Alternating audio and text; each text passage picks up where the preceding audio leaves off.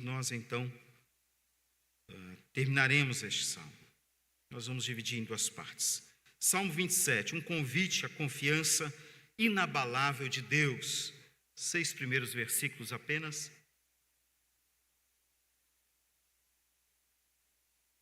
Dessa poesia hebraica que vai nos dizer assim: Senhor, ó Senhor, o Senhor melhor, o Senhor é a minha luz e a minha salvação. De quem terei medo? O Senhor é a fortaleza da minha vida. A quem temerei? Quando malfeitores me sobrevêm para me destruir, meus opressores e inimigos, eles é que tropeçam e caem. Ainda que um exército se acampe contra mim, não se atemorizará o meu coração, e se estourar contra a minha guerra, ainda assim terei confiança. Uma coisa peço ao Senhor e a buscarei, que eu possa morar na casa do Senhor todos os dias da minha vida, para contemplar a beleza do Senhor e meditar no seu templo. Pois no dia da adversidade, Ele me ocultará no seu abrigo, no interior do seu tabernáculo me acolherá. Ele me porá no alto de uma rocha. Agora será exaltada a minha cabeça acima dos inimigos que me cercam. No seu tabernáculo oferecerei sacrifícios de júbilo e cantarei e salmodiarei ao Senhor. Eu penso que cada um de nós que aqui estamos, temos a nossa mente relembrada a um episódio aterrorizador que aconteceu em Ceilândia, Distrito Federal, no ano de 2021, mais precisamente entre o dia 9 e o dia 28, quando um terrível criminoso, um homem chamado Lázaro Barbosa, desde o ano de 2007, vinha cometendo atrocidades, aterrorizando aquela região, é preso.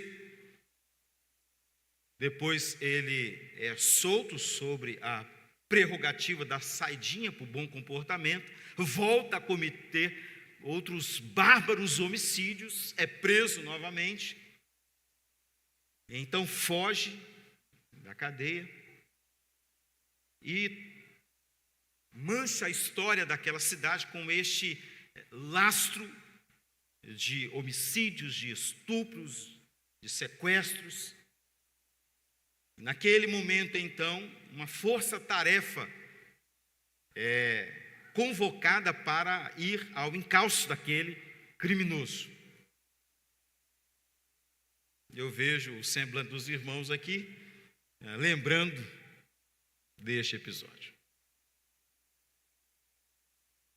E então, é pego pela polícia.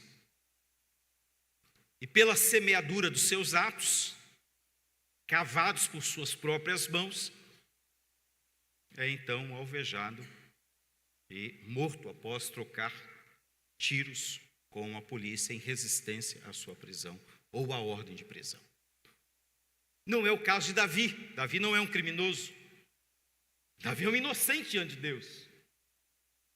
É por isso que o Salmo 26 e o Salmo 28, eles não podem ser lidos separadamente do Salmo 27, porque no Salmo 26 ele exclama ao Senhor: Senhor, faça justiça. Eu sou um homem reto. Ele não diz que é um homem perfeito, ele não diz que ele não tem pecado algum, mas ele diz: o Senhor me conhece, as minhas mãos não foram tomadas de sangue.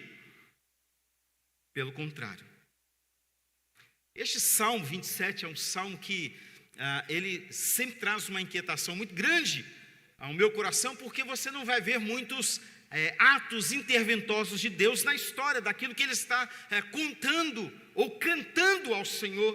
Todos eles são apontados para um futuro, talvez distante, mas a confiança é presente. O solo onde ele está pisando é um solo de convicção da sua alma, a despeito do contexto adverso em que ele está vivendo. ele tem plena convicção de que a sua alma, ela é convocada a esperar no Senhor.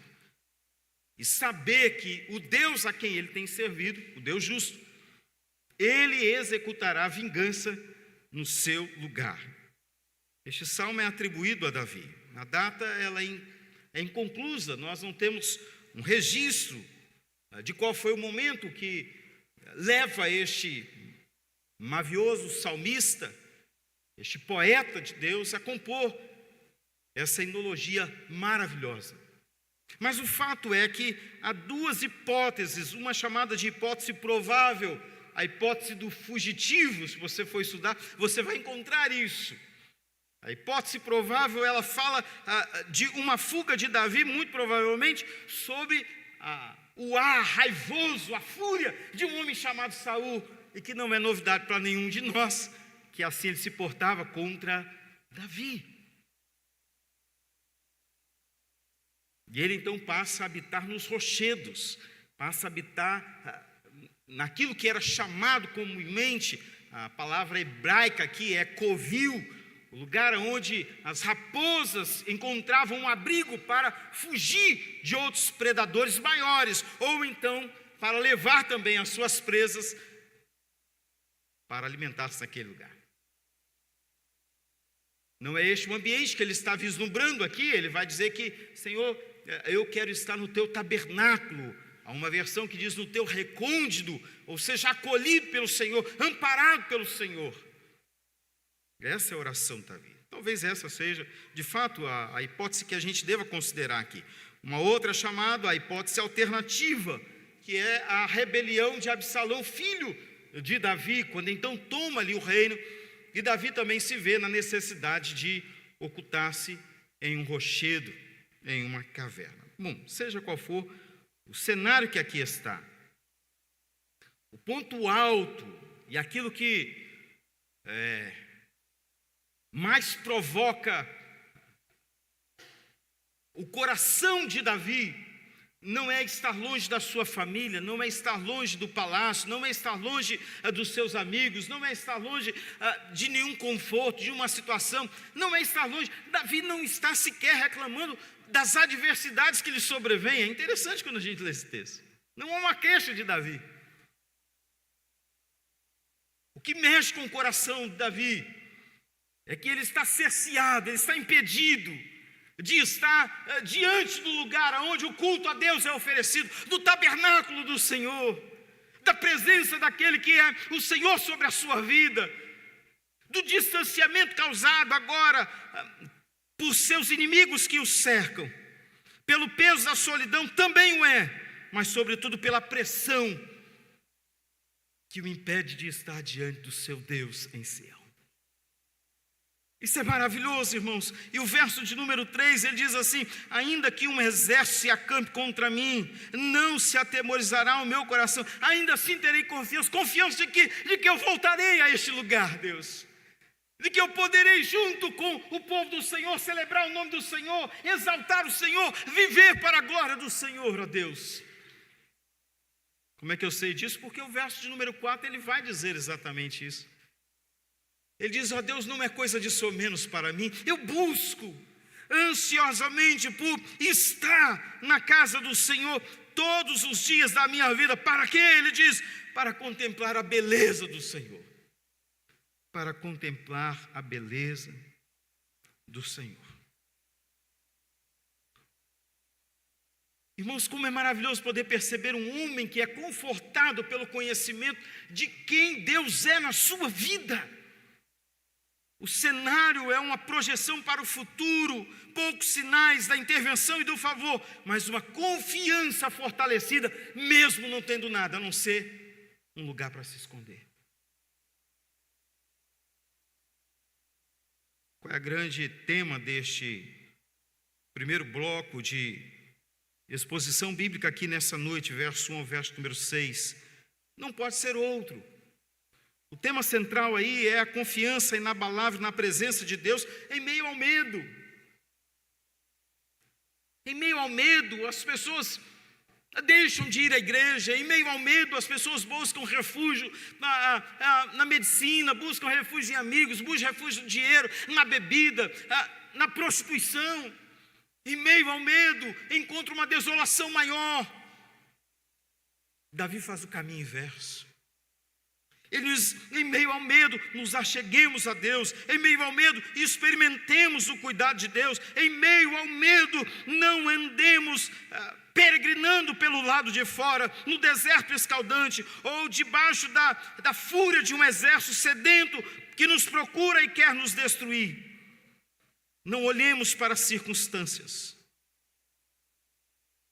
Jamais venhamos a dizer: eu estou perdido, eu estou no escuro, eu estou abandonado, eu estou sozinho. Mas como este homem, possamos dizer: o Senhor é a minha luz. O Senhor é a minha luz.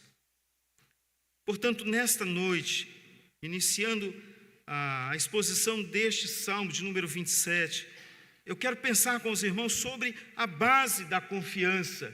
Qual é a base da confiança de Davi?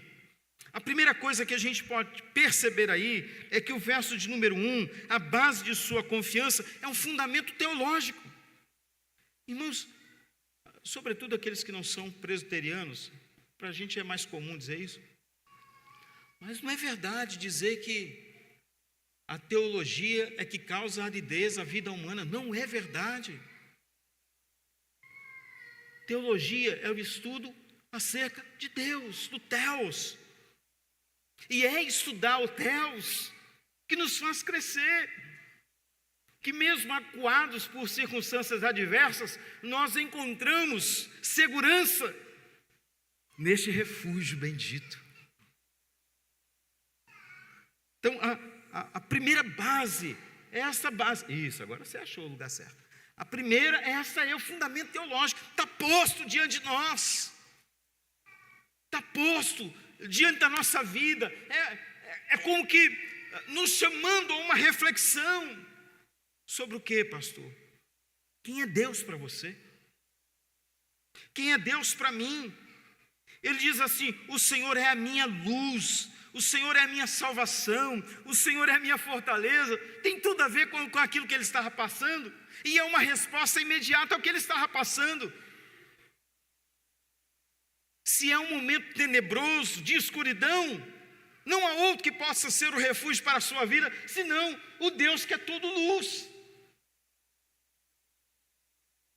O Deus que disse: haja luz. Lembra, alguns anos atrás pregamos esse sermão: haja luz.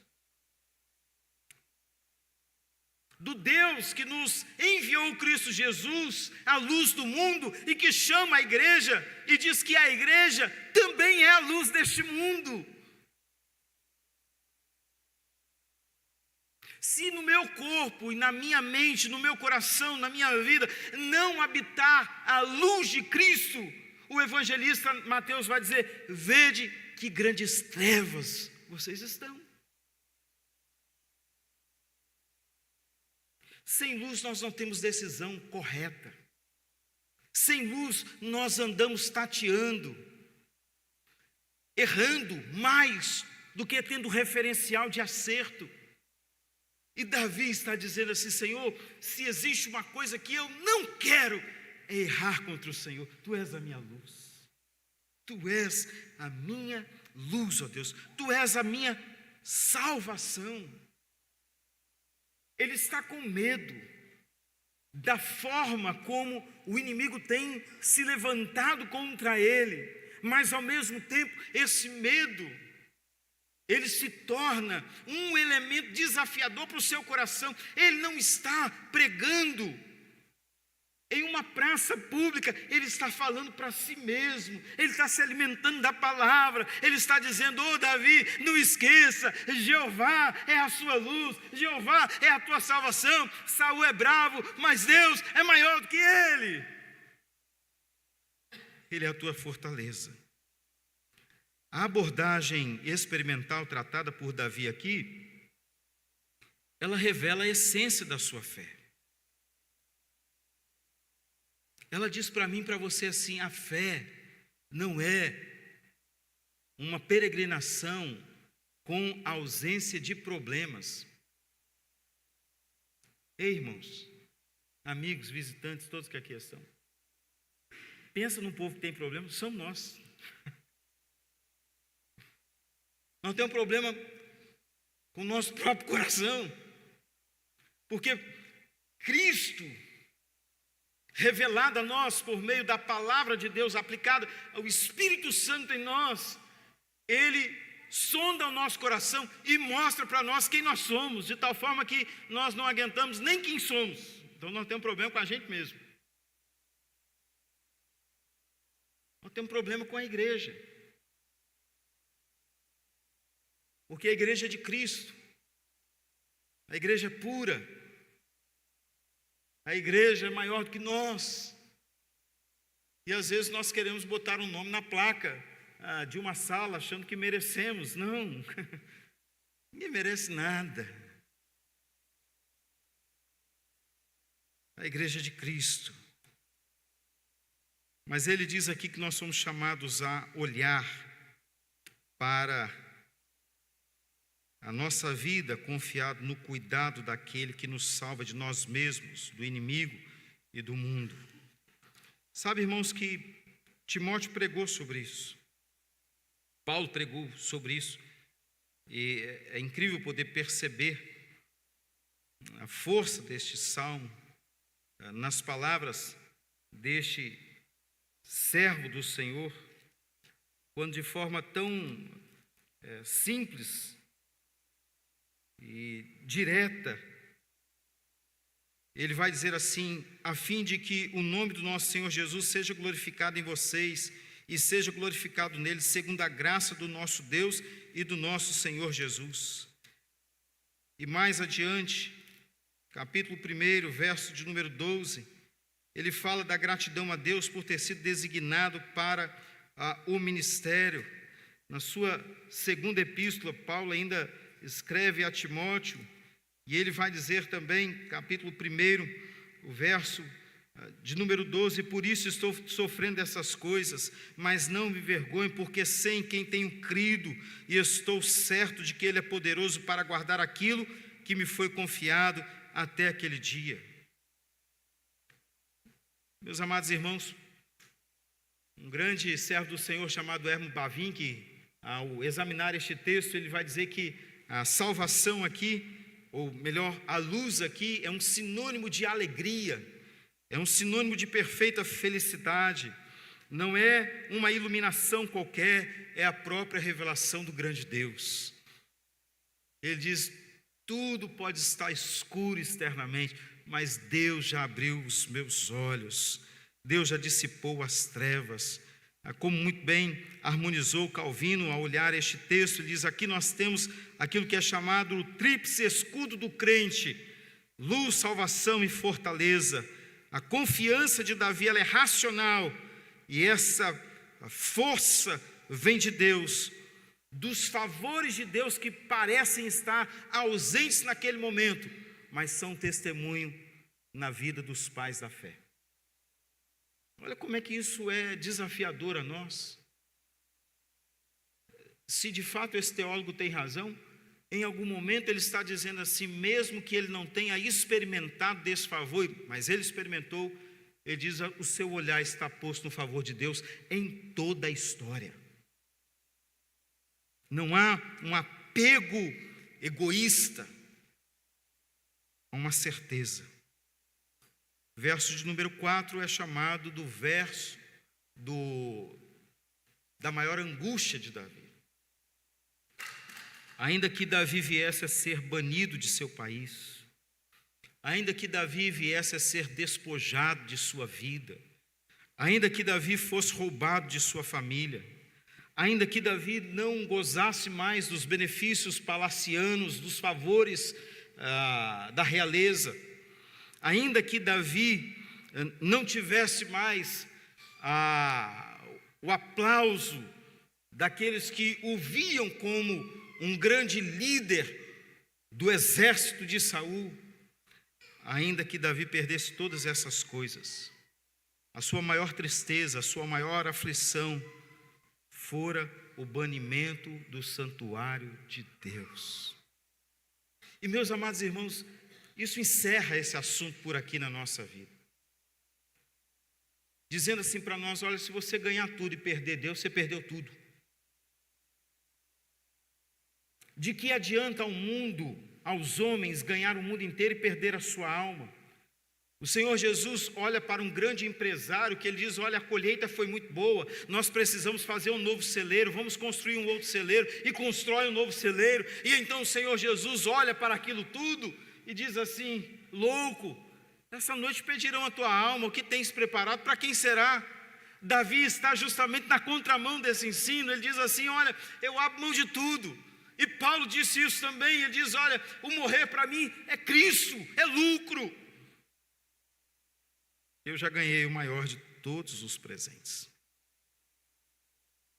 Qual é o maior de todos os presentes? O verso número 5 vai dizer: no dia da adversidade, eu sei aonde está o meu abrigo. Eu quero parar rapidamente e pensar com você sobre isso. Qual é o endereço do seu abrigo? Qual é o endereço do seu abrigo? São pessoas? São fortunas? São relacionamentos? Qual é o endereço do seu abrigo? Davi diz: Senhor, eu sei qual é o endereço do meu abrigo. Verso número 5, ele diz: no dia da adversidade, é no interior do teu tabernáculo que eu encontro. E aí, irmãos, alguns estudiosos vão nos dizer que há um sarcasmo de Davi. Eu não sei dizer, não quero tratar dessa forma, mas olha como é que termina o verso número 5. Ele diz assim: ele me porá no alto de uma rocha. A ideia aqui é mais ou menos o seguinte: de um indivíduo que ele está tão alto, sendo alvejado por flechas agudas contra a sua vida, que ele ri, porque a flecha não alcança sequer os seus pés.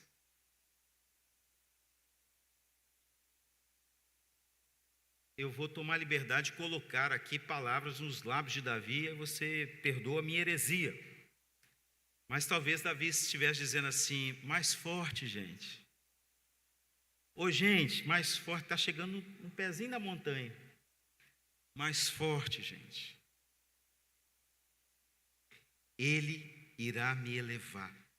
Os inimigos não o alcançarão. Não o alcançarão. É aqui que eu aprendo 3 grandes lições com um grande servo do Senhor chamado John Frame. Ele pontua que este é o exemplo perfeito do conhecimento e da entrega a Deus.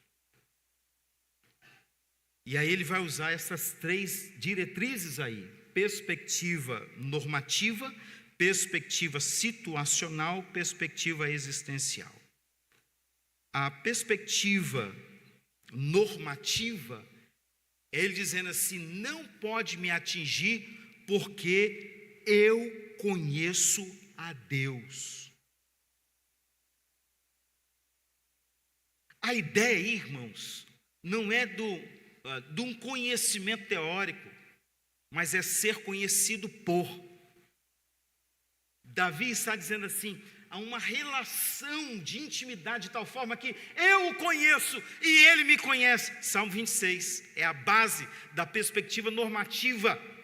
A norma normata, aquela que é a norma de todas as outras normas. Ele está dizendo: olha, a regra áurea é: eu o conheço e ele me conhece. Eu estou tranquilo. Não está fácil não. Como não é para ninguém passar por nenhuma prova, tribulação, luta, dificuldade, dor, sofrimento. Vejo 2 famílias que estão vivenciando as primeiras demonstrações das cicatrizes de um luto. Membros dessa igreja que estão aqui nessa noite. Não é fácil para eles, mas eles conhecem a Deus e Deus os conhece. E são consolados por esse Deus que os conhece. como cada um de nós que aqui estamos.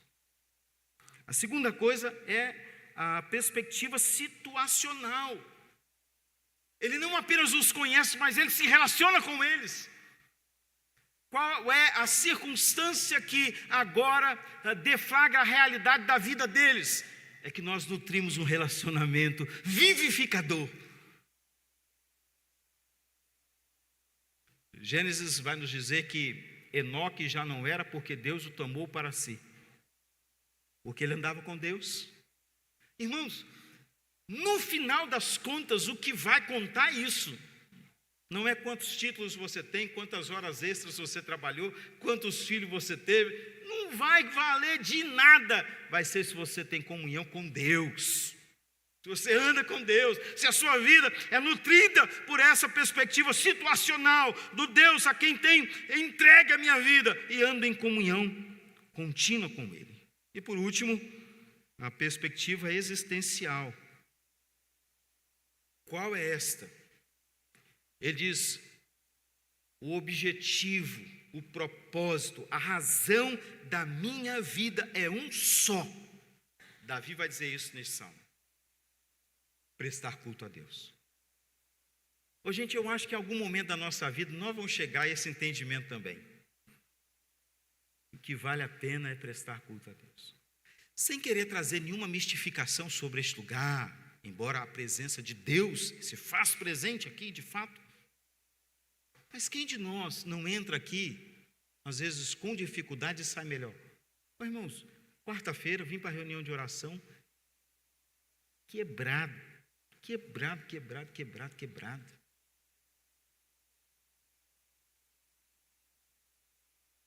Achei que eu que ia dirigir o culto, e hoje houve um conflito de agenda, e eu depois entendi, não houve nenhum conflito de agenda, era Deus cuidando do meu coração, e o irmão trouxe uma palavra, e parecia que estava só eu e ele aqui. Eu falei: misericórdia, Deus, obrigado.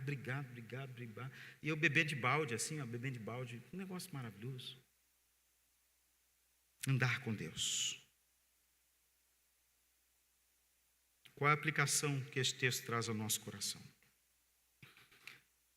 Meus amados irmãos, não despreze a sua relação com Deus. Segunda coisa, não despreze a vida de culto ao Senhor. Vida de culto em casa, vida de culto, extensão do serviço a Deus comunitário. Não despreze a palavra pregada e remoída na nossa vida dia após dia. Eu achei lindo, uma família aqui da igreja disse: pastor, você sabe qual é a nossa devocional? Eu disse: não sei. Os sermões que o senhor prega no domingo. Ô, gente, eu quase disse igual a Zacarias: despede o teu servo em paz.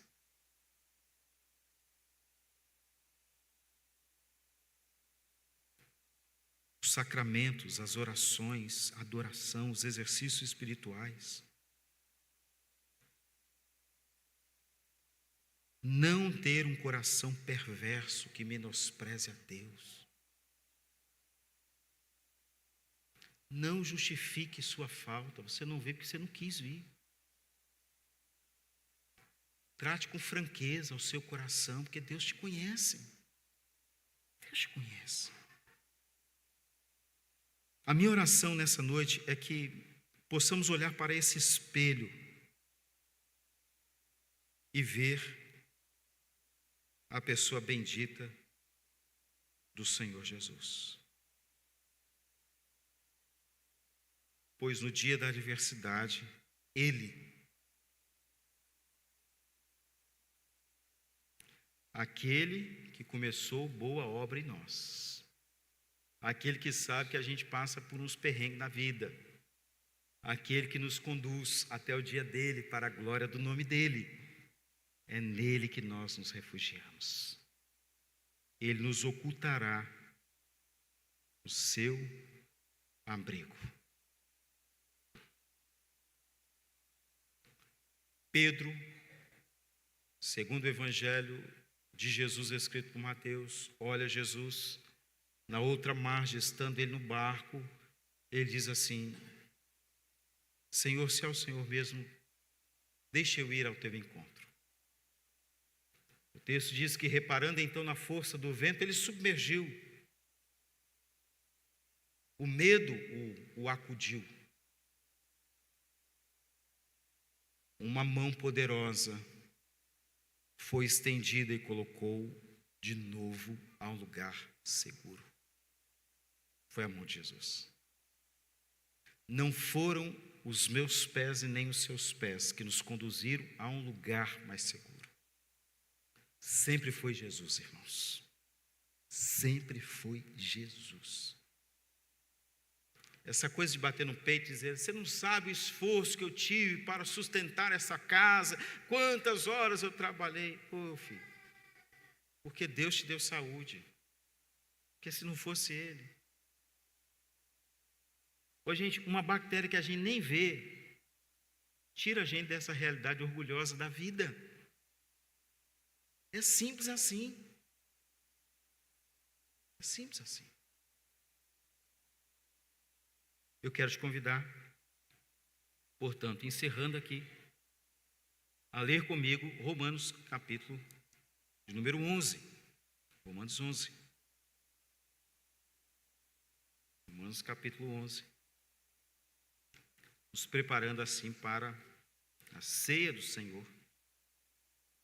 A partir do verso de número 33, nós vamos ler juntos. Até o verso 36. Vamos colocar de pé? Bem bonito. Irmãos, vocês estão tão bonitos. Meu Deus do céu. Lendo bonito, cantando bonito. Eu vi que até o André deu uma empolgada aqui. Gente, coisa boa. Louvado seja Deus. Louvado seja Deus.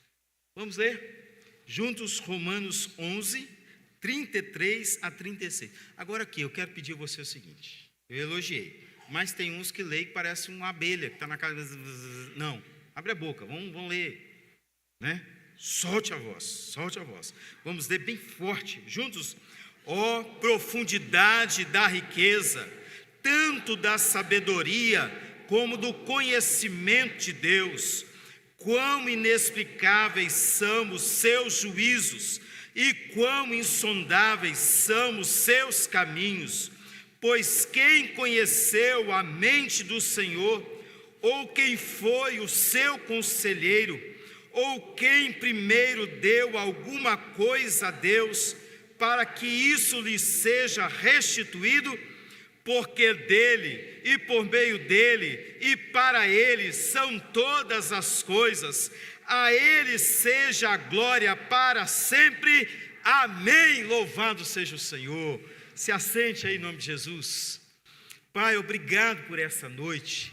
Obrigado a Deus pelo fortalecimento da nossa alma. Diante, ó Deus, das lutas e das adversidades, nós encontramos abrigo no Senhor. Obrigado, Senhor Deus, por este momento de culto, pela expressão dos louvores que a Ti foram entoados, as orações, as ofertas, ó Deus, os sacramentos administrados. Obrigado pela Tua palavra que fala ao nosso coração. Agora, Deus, consagramos a Ti esses elementos, o pão e o vinho. Assim como, ó Deus, de forma diária somos alimentados por elementos similares, ó Deus, que de forma espiritual e real o Senhor possa alimentar a nossa alma agora. A Ti consagramos nossas vidas e esses elementos para a glória do Teu nome. Amém, Senhor.